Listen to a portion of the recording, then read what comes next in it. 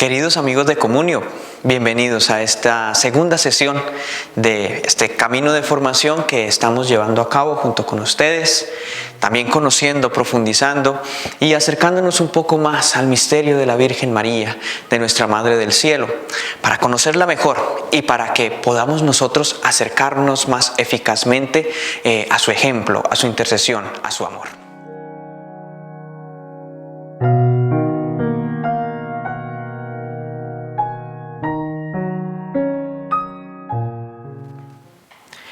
Iniciamos entonces este recorrido de este día con la oración.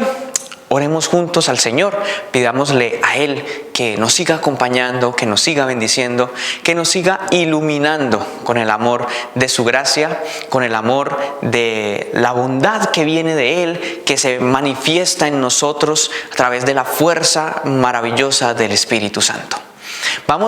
Les invito a orar con el Salmo 110, que es una acción de gracias por las maravillas que ha hecho el Señor. Entonces pongámonos en la presencia del Señor, en el nombre del Padre, y del Hijo, y del Espíritu Santo. Amén. Según San Atanasio, este salmo hace referencia a las obras del Señor en la economía de la salvación, que exigen del nuevo pueblo de Dios una alabanza, una glorificación concreta al Creador. Pongámonos en actitud de oración y encontrémonos con Dios a través de la palabra de Dios en este Salmo 110. Doy gracias al Señor de todo corazón, en compañía de los rectos en la asamblea. Grandes son las obras del Señor, dignas de estudio para los que las aman. Esplendor y belleza son su obra. Su generosidad dura por siempre. Ha hecho maravillas memorables. El Señor es piadoso y clemente. Él da alimento a sus fieles, recordando siempre su alianza. Mostró a su pueblo la fuerza de su obrar, dándole la herencia de los gentiles. Justicia y verdad son las obras de sus manos. Todos sus preceptos merecen confianza. Son estables para siempre jamás. Se han de cumplir con verdad y rectitud. Envió la redención a su pueblo. Ratificó para siempre su alianza. Su nombre es sagrado y temible. Primicia de la sabiduría es el temor del Señor. Tienen buen juicio los que lo practican. La alabanza del Señor dura por siempre. Gloria al Padre y al Hijo y al Espíritu Santo, como era en el principio, ahora y siempre, por los siglos de los siglos. Amén.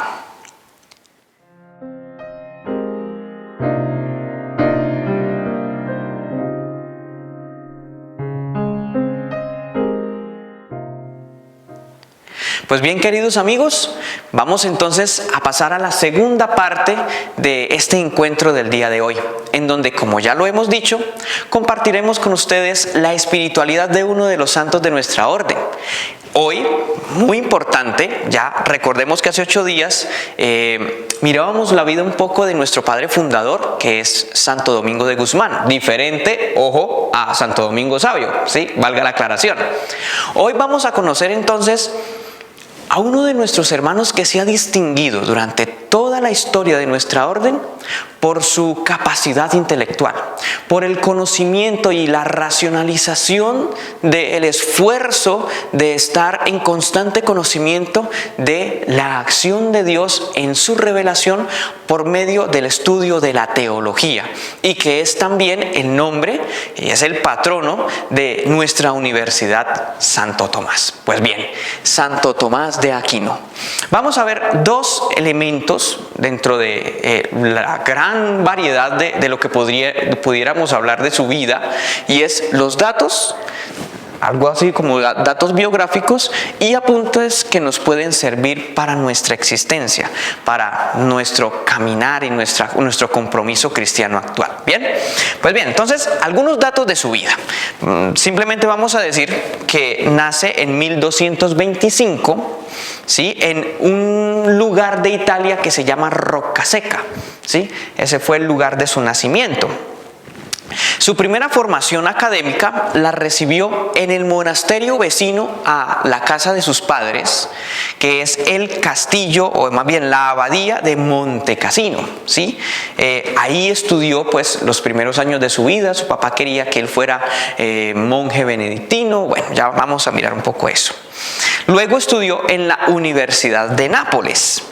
En Nápoles pues conoce muchos ambientes intelectuales. La Universidad de Nápoles se caracterizaba por eso, ¿no? Porque había mucho contacto cultural con otras perspectivas, con otras apuestas académicas, ¿sí? Entonces ahí recibe bastante riqueza intelectual, pero a la vez conoce la orden de predicadores, conoce a los frailes, y entonces a los 19 años de edad decide entrar a la orden, decide ser dominico. Entonces los frailes mendicantes eran pues los mendigos realmente que se dedicaban a predicar. Pues bien, Tomás era hijo de los condes de Aquino, una familia muy de grandes influencias para su época.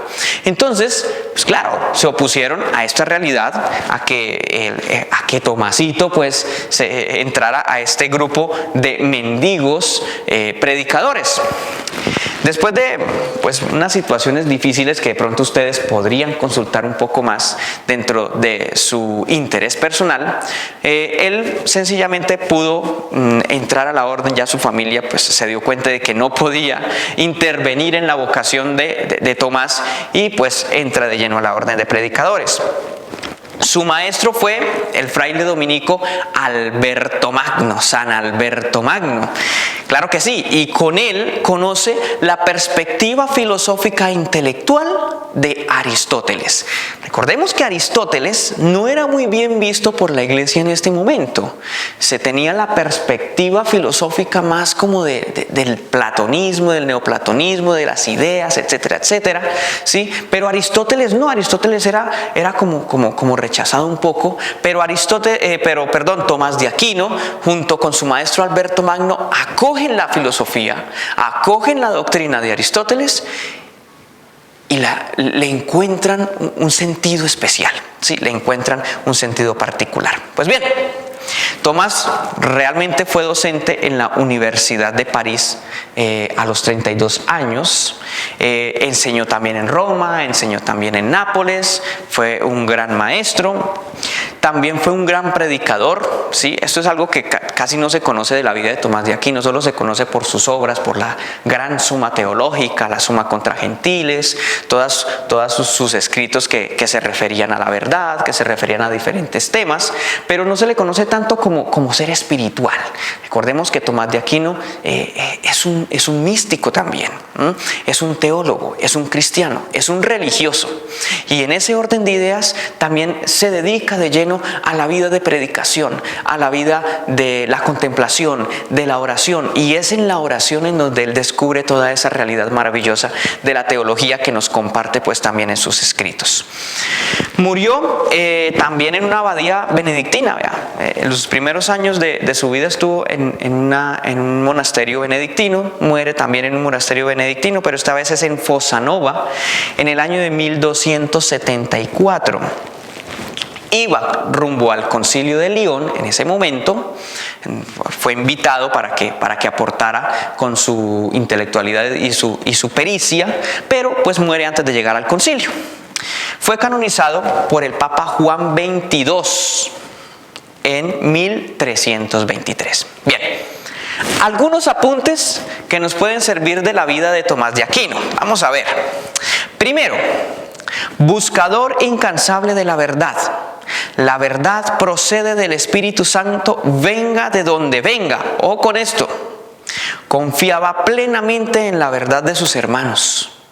Confiaba plenamente en la verdad de sus hermanos. A Tomás de Aquino se le tenía como el silencioso, el que no decía nada, el callado, el que era como pasivo, pero realmente intelectualmente y espiritualmente era muy activo. Un día le hicieron una broma. Vamos a contar esta anécdota que también se dice pues, en uno de las biografías de Tomás de Aquino, esta anécdota pues, particular. Un día sus compañeros que querían burlarse de él, pues, le dijeron, mira, Tomás, mira por la ventana que hay un buey que está volando. Sí, pues qué locura. Tomás, muy confiado, fue a mirar a la ventana a ver si un buey verdaderamente volaba. ¿Cómo así que es eso? ¿No? Y pues sus compañeros se reían de él, ¿sí? Por eso. Entonces Tomás les responde lo siguiente: prefiero pensar que un buey vuela a pensar que un religioso diga una mentira. Es algo bastante fuerte para nosotros, ¿no? Extendámoslo también a la vida cristiana, ¿sí? Extendámonos. Es preferible pensar que un buey puede volar a que un cristiano diga mentiras. Bueno, una de las enseñanzas que nos puede interesar también de Santo Tomás. Frente a las doctrinas contrarias a la fe católica, Tomás adopta el lenguaje de la filosofía para afirmar que creer en Dios no es algo irracional, es decir, que no se contradice con la razón.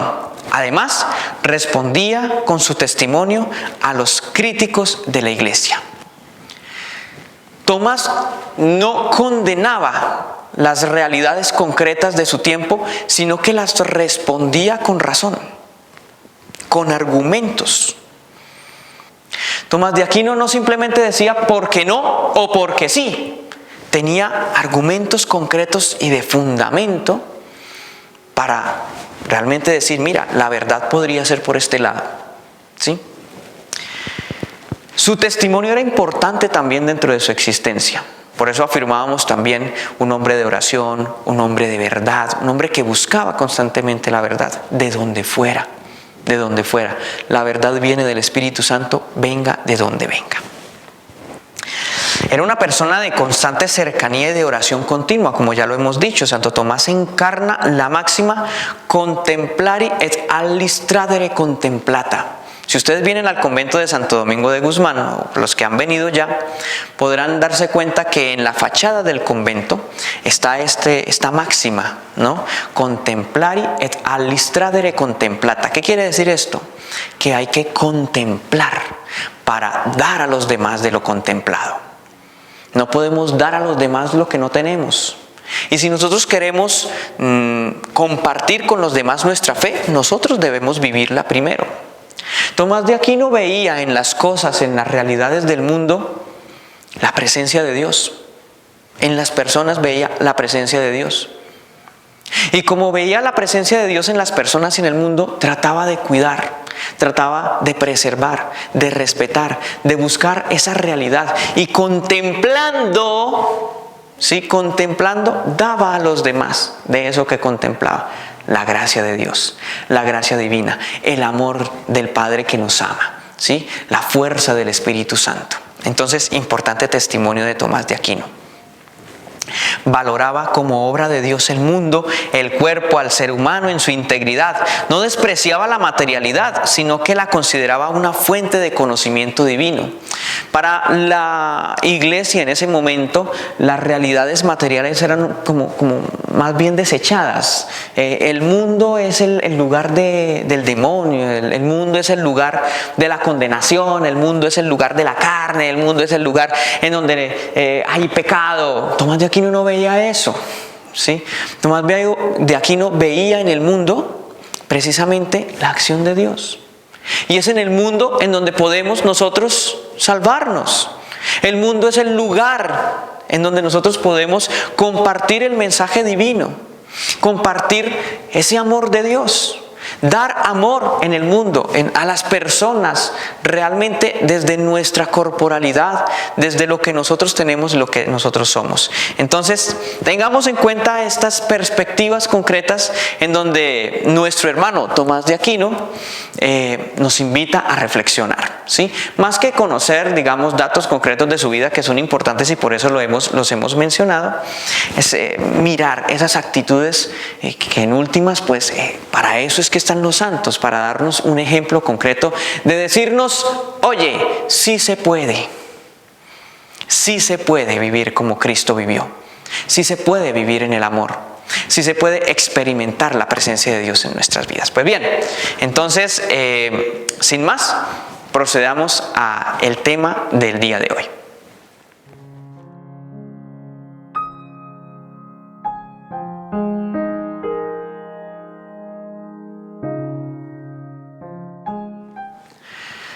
Bien, queridos amigos, vamos entonces a mirar en este momento, en este día, a María en el Nuevo Testamento. Recordemos que hace 8 días veíamos todas estas prefiguraciones de nuestra Madre, de la Virgen María, en el Antiguo Testamento. Cómo los autores del Antiguo Testamento de alguna u otra forma trataban de expresar cómo el Mesías iba a nacer de una mujer y que esa mujer se concretiza en el Nuevo Testamento en la Virgen María. Pero entonces vamos a hablar un poco de María en la vida pública de Cristo. Y más que en la vida pública de Cristo, es en la realidad concreta de todo el Nuevo Testamento. Por eso les proponemos que dividamos nuestra sesión de hoy en 2. En primer lugar, perspectivas particulares de los autores neotestamentarios. Neotestamentarios, hago referencia a los autores del Nuevo Testamento. Entiéndase la palabra neotestamentario como Nuevo Testamento y veterotestamentario como Antiguo Testamento, para que tengamos en cuenta esos elementos de vocabulario, también que nos sirven mucho.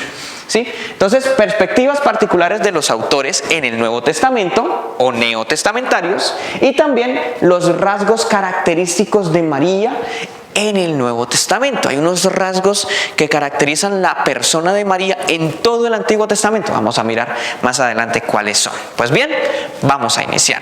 Perspectivas particulares de los autores neotestamentarios o del Nuevo Testamento. Recordemos que la razón de ser de la existencia y la importancia de la Virgen María en el Nuevo Testamento no es otra que dar a entender la realidad humana de Jesús, de su salvación real, eficaz en la vida de nosotros los seres humanos. María manifiesta de manera concreta la humanidad de Cristo. María es el testimonio real de que Cristo es real como hombre verdadero. María es de la que nace el Salvador. María entonces se presenta como el testimonio maravilloso de la humanidad de Cristo. No olvidemos esto, que es muy importante. María como testimonio concreto de la humanidad de Cristo. ¿Por qué? Porque es que realmente en muchas circunstancias de la iglesia se ha negado la humanidad de Cristo. Se ha negado que Cristo realmente existió. De pronto algunos pensarían en sus momentos, no, es que Él es un personaje mitológico, ese tal Cristo que ustedes dicen que resucitó, Él es un personaje mitológico, ¿sí? O otros dicen, otras doctrinas dirían, no, pero pues es que es imposible que Dios se haya manifestado en la carne, porque la carne es pecaminosa, la carne es puerca, la carne no sirve, es sucia, etc. Dios no puede haberse manifestado en un ser humano porque el ser humano es carne, es materialidad, y la materialidad hay que despreciarla, dirían otras perspectivas religiosas y filosóficas espiritualistas, ¿no? María es la que nos permite a nosotros afirmar: Cristo es verdaderamente un ser humano, ¿sí? Dios se encarna realmente en un ser humano, ¿sí? Es verdadero hombre, como lo diría el concilio de Calcedonia, que después estudiaremos. En la Biblia, a María siempre se le muestra en relación. Tengamos en cuenta esto: María siempre en relación. María no se presenta solita. No es una persona que apareció y ya. Los evangelios no se están encargando, ojo con esto es importante, no se están encargando de presentar la biografía de María, sino que se están encargando de presentar a Cristo, ¿sí? Por eso María está siempre en relación con, ¿sí? ¿Con quién? Entonces, en primer lugar, en relación trinitaria, en relación con la Santísima Trinidad. Nos lo presentan los autores del Nuevo Testamento. Ustedes ya estudiaron el texto de la Anunciación y como ustedes se pudieron haber dado cuenta, en el texto de la Anunciación hay una relación concreta de María con el Espíritu Santo, evidentemente, ¿sí? Con el Padre, que es el que toma la iniciativa y el que elige a María para que de ella nazca el Salvador. Y evidentemente también el Hijo, ¿sí? Porque es el Verbo encarnado. que se encarna en el vientre de la Santísima Virgen, y de ahí toma el Verbo su naturaleza humana. Relación con la Trinidad: el Padre, que toma la iniciativa; el Hijo, que es el que se encarna; y el Espíritu Santo, que es el que hace la obra de la encarnación, ¿sí? El que efectúa la obra, pues, de la encarnación. Relación con la Trinidad, lo tenemos clarito en el texto de la Anunciación. De igual forma, pues evidentemente que durante la vida de su Hijo Jesucristo, pues María está siempre en relación con Cristo, siempre en relación con su Hijo, siempre está en esa dinámica, no se presenta solita, y esa es la maravilla de la Virgen María, que nos permite a nosotros saber que hay un contacto directo con el Hijo de Dios, con Jesucristo, y que en ese contacto entonces se presenta la realidad de la santidad, ¿sí? María es santísima precisamente por ese contacto, porque fue elegida, pero también porque coopera con su sí, pero también porque continúa esa relación concreta con su Hijo. Entonces ahí está esa realidad maravillosa. Entonces María, relación con la Trinidad; María, relación más directa con su Hijo Jesucristo; y María en relación directa con el cuerpo místico de su Hijo Jesucristo, que es la Iglesia, el cenáculo, ¿sí? Entonces, esas tres relaciones de la Virgen María son muy importantes tenerlas en cuenta, porque a partir de allí nosotros podemos acercarnos más plenamente a ella. Bueno, esta es la riqueza que tiene la persona de la Virgen María en el contexto de los textos del Nuevo Testamento. Iniciemos con los autores. San Pablo. ¿Por qué iniciamos con San Pablo? Porque realmente las cartas paulinas, las cartas de San Pablo, son los escritos más antiguos que tiene el Nuevo Testamento, más antiguos. Lo primero que se escribió en el Nuevo Testamento son las cartas de San Pablo, ¿sí? No fueron los evangelios los primeros que se escribieron, los evangelios se escribieron un poquito después. Lo primero entonces que conocemos como escrito del Nuevo Testamento son las cartas de San Pablo. Solo en un texto, o con esto, solo en un texto, en un pasaje, en un lugar, se menciona la madre de el Hijo de Dios. Solo en uno. En San Pablo, ¿no? En San Pablo. Atención, estamos en San Pablo. Solo en uno. Y este texto ustedes se lo deben aprender de memoria, ¿sí? Es importante tenerlo en cuenta. Y es fácil de aprender. Gálatas 4:4. Listo. Ya lo habíamos reflexionado hace 8 días, ya lo habíamos mencionado hace 8 días, pero es importante tenerlo en cuenta hoy también. Gálatas 4:4.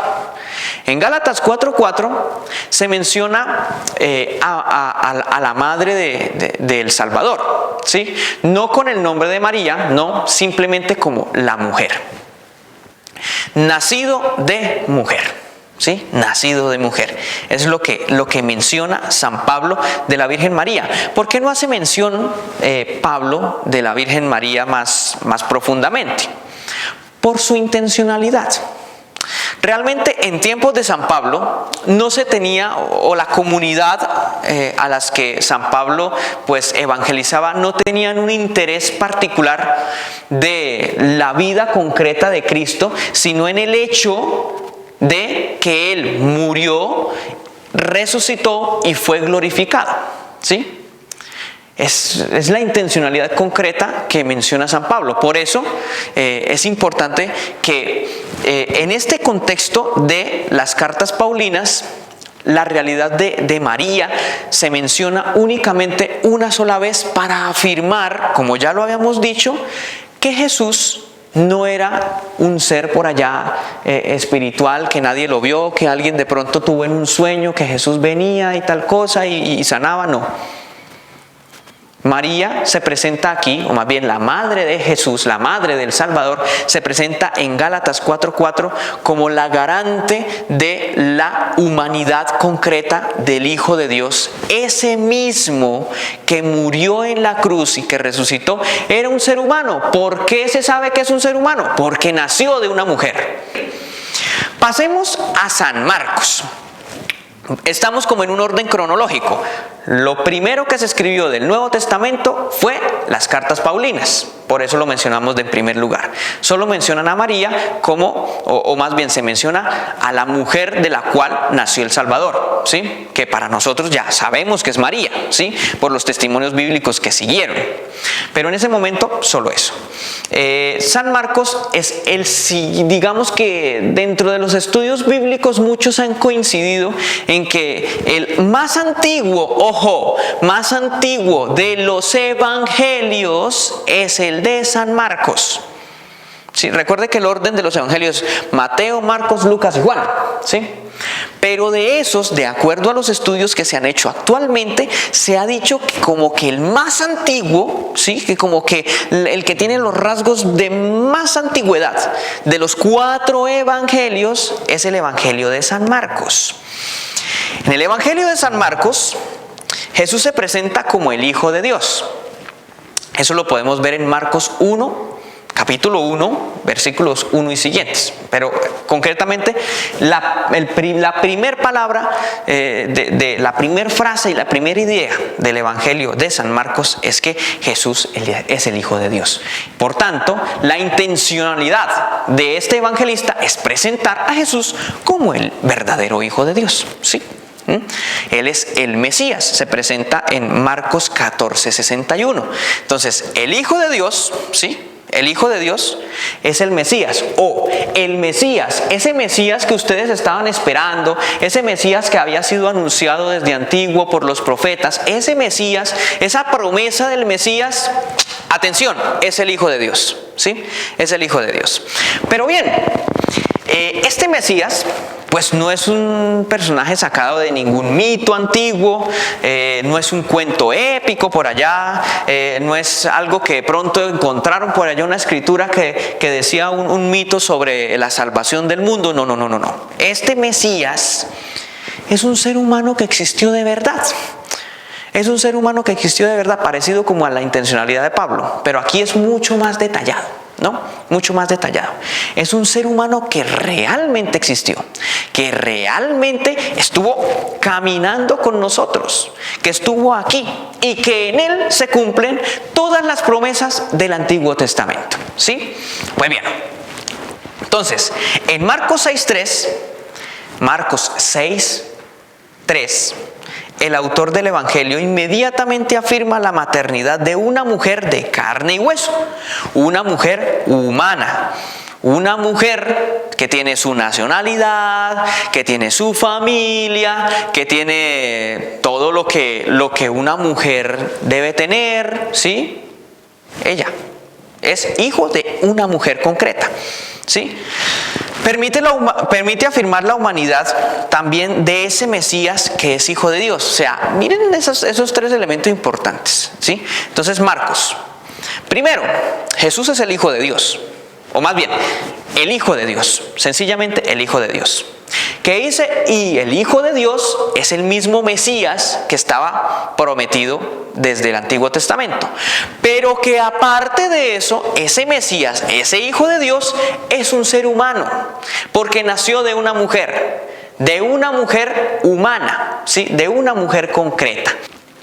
La historicidad, la realidad humana del Hijo de Dios se encuentra respaldada en Marcos por la existencia de su familia y pues por ende de su mamá, de María. Marcos 3:21, ¿sí? Marcos 3, versículo 21, y nos saltamos al versículo 31. Dice así: Se enteraron sus parientes y fueron a hacerse cargo de él, pues decían: está fuera de sí. Llegan su madre y sus hermanos y quedándose fuera lo envían a llamar. Presencia de la familia de Jesús y de manera concreta de su mamá. Ojo a esto, no se presenta el papá. No se presenta el papá. Aquí todavía no sabemos que es San José. No se presenta el papá. Solamente se presenta a la madre y a sus hermanos, es decir, a sus familiares. No vamos a entrar en discusión con esta realidad de que sus hermanos, de que María, etcétera, porque eso es una reflexión teológica que va a surgir más adelante y que vamos a profundizar más adelante. Aquí simplemente estamos hablando de lo más básico con referencia a las Escrituras, y es que María se presenta como el garante particular de que Jesús es realmente un ser humano, ¿sí? De que el Hijo de Dios toma la naturaleza humana. Hay un texto que reviste una importancia grande dentro de las características de María en el Nuevo Testamento. Este texto es el Marcos 3, 31, 35, que dice así: estaba mucha gente sentada a su alrededor. Le dicen: oye, tu madre, tus hermanos y tus hermanas están fuera y te buscan. Jesús les responde: ¿quién es mi madre? ¿Quiénes son mis hermanos?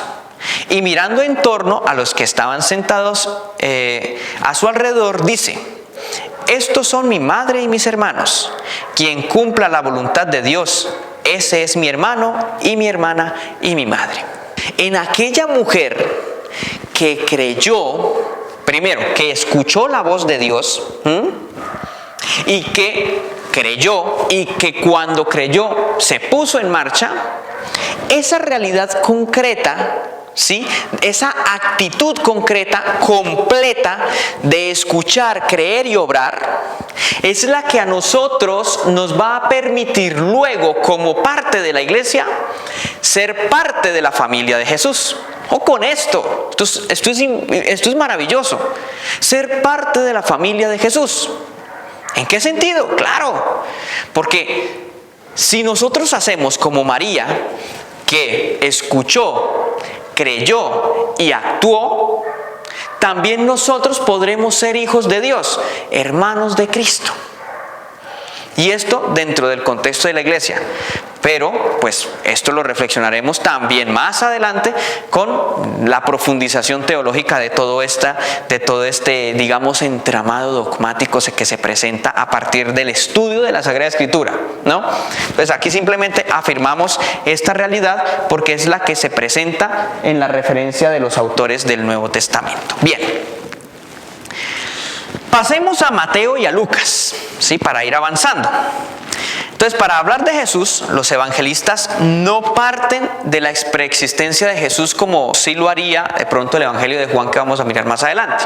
Aquí, Mateo y Lucas, que son, digamos que como que en orden cronológico, los que siguen después, ¿sí? los que se escribieron después del Evangelio de San Marcos. Entonces, Mateo y Lucas ya nos profundizan mucho más la realidad de Cristo, su vida, su existencia, y pues lógicamente también la presencia de su mamá, ¿sí? La presencia de la Virgen María. Bien, en María también se encadena lo que significa la fe en Dios y el seguimiento de Cristo. Ojo con esto, la fe en Dios y el seguimiento de Cristo. Lo vemos, como ya lo decíamos, en el Magnificat, pero también en los anuncios proféticos de la profetisa Ana, ¿sí? Y del profeta Simeón. Recordemos cuando María y José van al templo a presentar al niño Jesús, como era el rito judío, ¿sí? El rito judío, a presentar a la circuncisión del niño. Entonces, ahí está. Entonces, se presenta esa realidad. ¿Por qué? Mire, afirmamos esto. La fe en Dios de la Virgen María, ¿sí? Que se presenta en toda esta dinámica del anuncio, de la anunciación, de la encarnación, ¿sí? De la visita a Isabel, la fe en Dios, que se encadena al seguimiento de Cristo. Y el seguimiento de Cristo, ojo, porque tenemos en cuenta aquí un título especial de la Virgen María y es la primera discípula.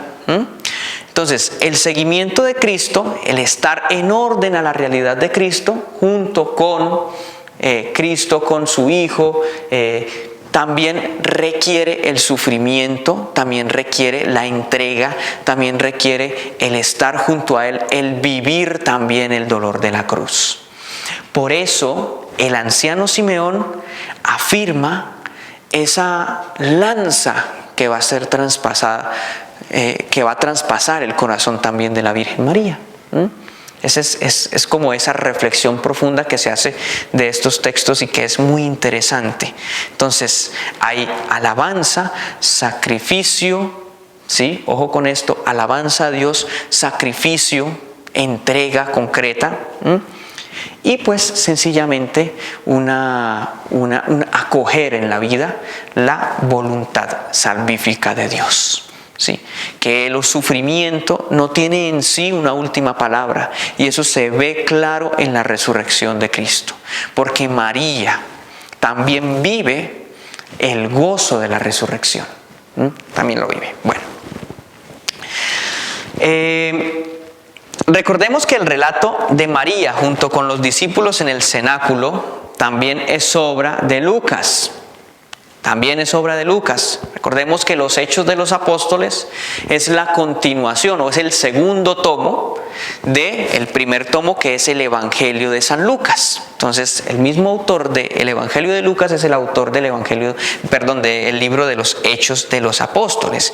Y entonces aquí podremos concretar la acción de la Virgen María en este evangelista, que es muy particular, presentada al principio del Evangelio, ¿sí? Al principio del Evangelio, en donde se presenta realmente el inicio de una revelación concreta de la Trinidad en orden a la existencia de Cristo como el Hijo de Dios, como Dios encarnado, como Dios que ha asumido la naturaleza humana. Al principio también está la Virgen María, pero está también al principio de la realidad que sigue a la glorificación de Cristo desde su resurrección, desde su pasión, muerte, resurrección y glorificación, que es el nacimiento de la Iglesia. Que dentro del contexto de la reflexión teológica se ha afirmado que ahí es un punto de partida de la realidad concreta de la Iglesia, del cristianismo, ¿no? Sí, que tiene pues otras formas de verlo, pero que dentro del contexto teológico, de profundización teológica, se presenta allí en el cenáculo, ¿sí? En la reunión de los apóstoles, y que también estaba ahí la Virgen María. Entonces son elementos importantes: el inicio de la vida de Cristo como verdadero Dios y como verdadero hombre, ¿sí? Ojo, porque el Hijo de Dios, el Verbo, ya preexistía desde siempre al interior de la Trinidad, pero la existencia concreta a nivel terrenal pues está ahí en el nacimiento, en la encarnación, en el nacimiento de la Virgen María, y que posteriormente pues también en el nacimiento de la Iglesia. Bien, para el evangelista Juan, hay una característica concreta, ¿sí? Muy clara de María dentro del contexto de Juan. Cristo viene a revelar, ¿sí? A revelar la voluntad de su Padre Celestial. Es el Verbo encarnado, el Verbo que preexiste desde la eternidad, que está con Dios desde la eternidad. De hecho, es de la participación concreta, recordemos el prólogo del Evangelio de Juan, la participación concreta del Logos, del Verbo en la creación del mundo. O sea, no es cualquier aparecido, ¿sí? Es el Verbo real, el Verbo de Dios, ¿sí? Bueno, entonces, ese Verbo de Dios asume la condición humana y tiene la capacidad de revelar la voluntad del Padre a los hombres.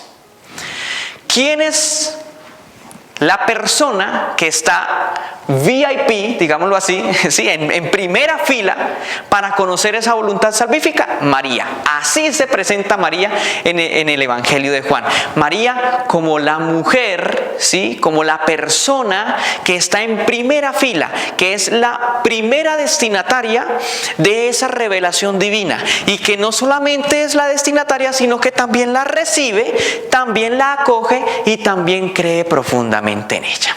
Entonces, la figura de la Virgen María en el Evangelio de San Juan, como la primera destinataria, la testigo privilegiada, ¿sí? La testigo privilegiada y la más cercana que se puede conocer de la gloria divina. manifestada en Jesucristo.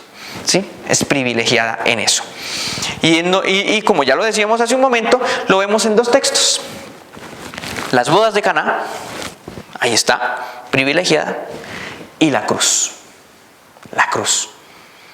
Es testigo privilegiada, está ahí. Entonces tengamos en cuenta eso. Claro, Juan no se interesa mucho en presentar los datos biográficos de Jesús. No, ese no es su interés, como sí lo tenía, por ejemplo, en Lucas. Juan quiere presentar más esa revelación concreta, ¿sí? Esa voluntad del Padre que se revela a través de su Hijo Jesucristo. Y entonces María es testigo privilegiada de ese mensaje de salvación. Entonces se presenta en esas dos palabras que dice María en el Evangelio: hagan lo que Él les diga, y la recepción del discípulo, ¿sí? La recepción del discípulo en su casa, en el momento de la cruz. Pasemos a la segunda parte, un poco más breve, de lo que tiene que ver con este encuentro, y es los rasgos característicos de la imagen de María en el Nuevo Testamento. Vamos a ver algunos rasgos característicos. ¿Cómo ven los evangelistas a María? ¿Cómo ven los autores del Nuevo Testamento a María? Primero, como sierva. ¿Sí? Como sierva. Hay que tener cuidado con esta expresión sierva. ¿Sí?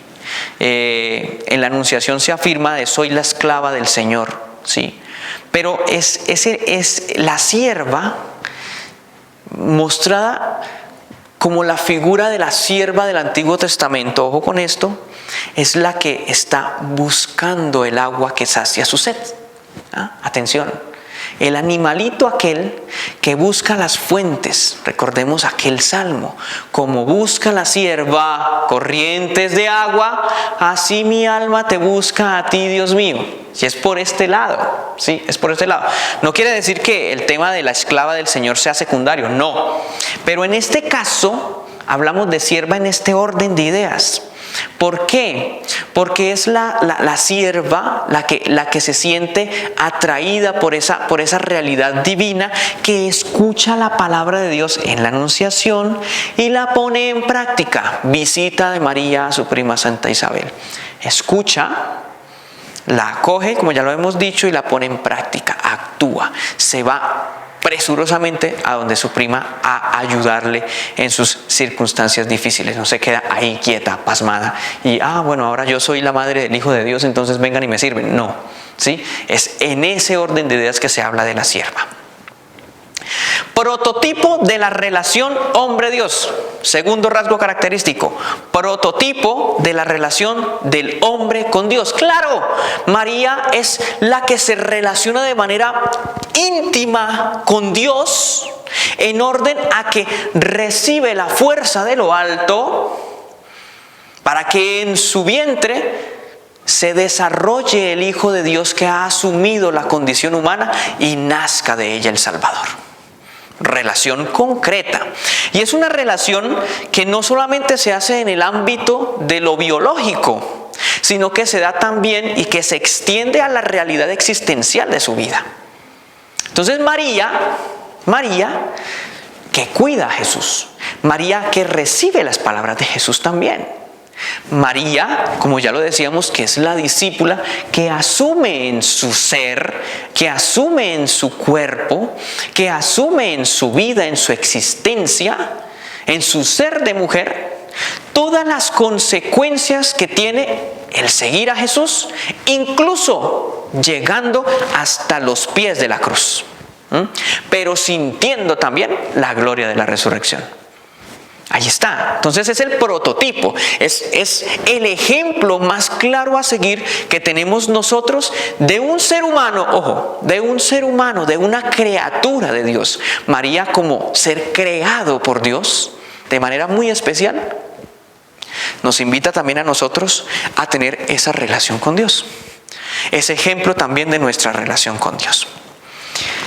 María también, en tercer lugar, es el prototipo o también el cumplimiento de muchos de los elementos que estaban en el Antiguo Testamento. Y entonces tenemos a María como la nueva Israel, como la hija de Sión, ¿sí? Como el templo del Espíritu Santo, que están ahí presentes en María, por lo que fue, por lo que significó, por lo que significa, por lo que se vive en ella a través de su ser, los misterios de Cristo.